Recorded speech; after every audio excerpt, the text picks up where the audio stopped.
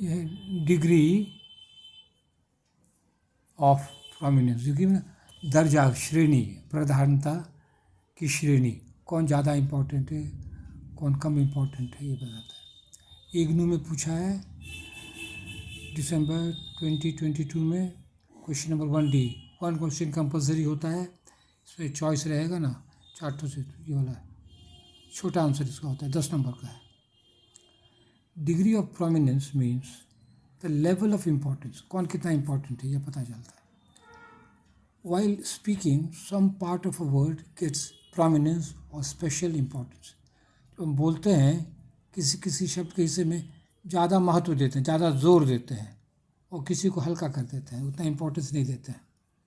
For example, when you speak father, the emphasis is on the first syllable, जैसे फा the, ये phonetic है, ये एक्सेंट जोर का ये निशानी है, ये फा, ये दो है फोनेटिक में, दो, फा द, आर एक कोमल है, उसको ब्रैकेट में दिया है, फा the. Prominence is produce by, ये कैसे दिखाते हैं इम्पोर्टेंट, पिच, स्वर ऊंचा जाएगा, फा, लाउडनेस जोर, फा, एंड लेंथ, फा। ये द हल्का होता है, जल्दी भाग जाते हैं, पिच कम है, इस देख रहे हैं ना, फा द, तो स्वर ऊंचाई है, लाउडनेस है, खींचते हैं लंबा।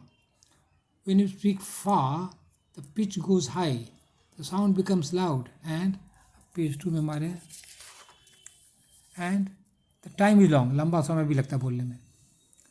There are 2 types of syllables in a word, 2 तरह का होता है syllable, एक तो stress syllable and unstressed syllable, किसी में जोर होता है, किसी में कोमल होता है, unstressed।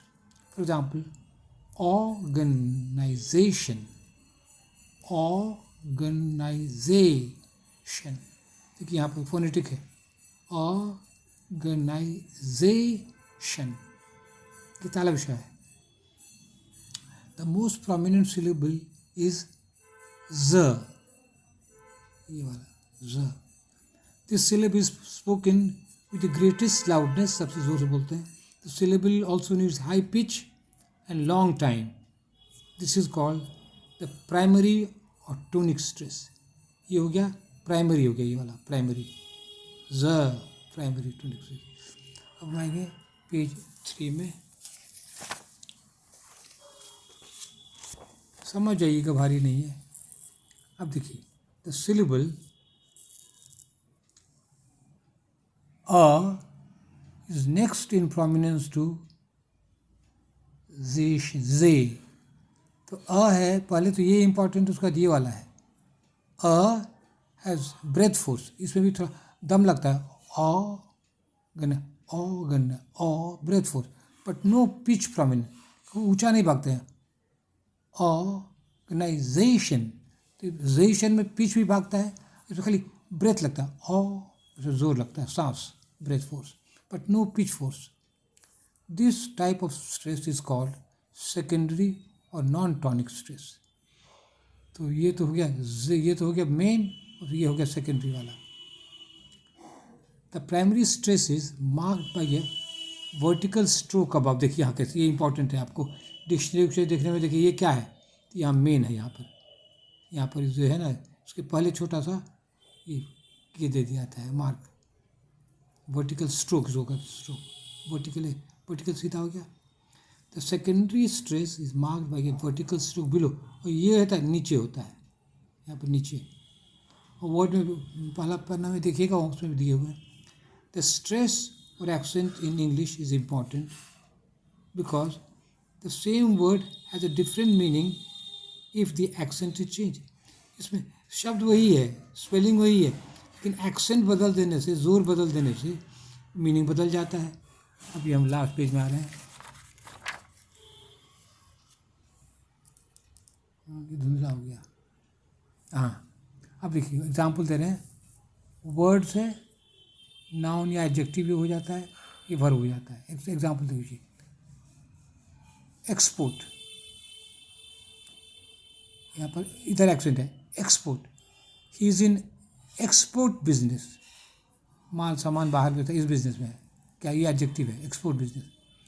अब देखिए, ही इज़ एक्सपोर्टिंग राइस, यहाँ पर जो एक्सेंट यहाँ दे देते हैं, यहाँ पर एक्सपोर्टिंग ये वर्ब हो जाता है। He is exporting rice, accent बदल गया, यहाँ था शुरू में एक्सपोर्ट, यहाँ एक्सपोर्ट, इज एक्सपोर्टेड है। अब दूसरा देखिए, दूसरा एग्जाम्पल, ऑब्जेक्ट। ऑब्जेक्ट ये क्या है, नाउन है, यहाँ ऑब्जेक्ट ये वर्ब है। This is a costly object, ये नाउन है। I object to this proposal, I object यहाँ पर हो गया, ये वर्ब हो गया। लास्ट एग्जाम्पल दे रहे हैं, perfect. This is a perfect, this is a perfect answer, यहाँ दे रहे हैं परफेक्ट आंसर, ये एडजेक्टिव है। ये है परफेक्ट योर आंसर, अपना आंसर को परफेक्ट बना, अपना आंसर को ठीक करो, परफेक्ट योर आंसर। यहाँ एक्सेंट यहाँ बदल गया, तो एक्सेंट यहाँ था, अब यहाँ पर आ गया एक्सेंट।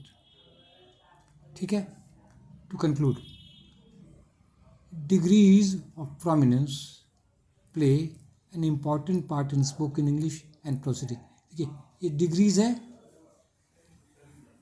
तो यहाँ पर क्या होगा, प्ले इम्पॉर्टेंट। प्रोसीडिंग्स में कविता रचने में ये मदद करता है और बोलने में भी। That's all, thank you.